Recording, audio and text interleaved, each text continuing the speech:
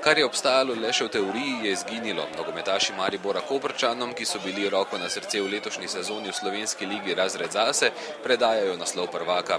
Kljub temu bi na domači tekmi z Domžalami, generalki pred finalom pokala, lahko pokazali precej več. Po anemičnem prvem je nekaj razburjenja ponudil le drugi polčas, a kaj ko je zmago po lepem golu Davida Bunderle za Maribor, v remi s še lepšim zadetkom spremenil Marko Drevenšek. Smo danes videli dva res izredno lepa zadetka.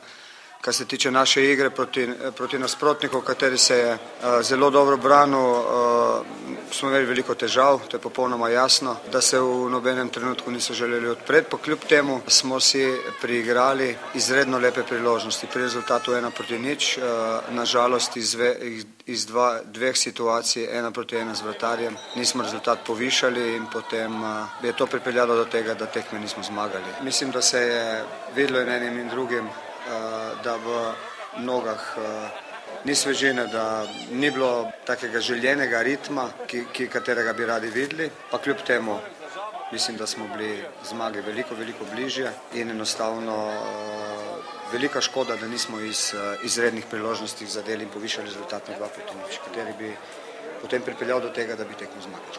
Pa to je bila prava prvenstvena tekma, jaz bi predvsem čestitao gostujućem trenerju i ekipi Maribora na jednoj fair, korektnoj igri.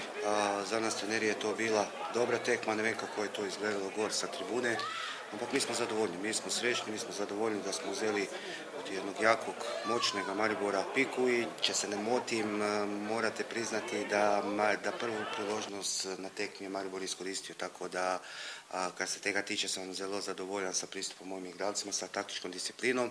Mariboru sedaj ostaja borba za pokalni naslov in vse upamo lahko, da nas v Ljudskem vrtu 8. maja čaka boljši nogomet za voljo igralcev in gledalcev.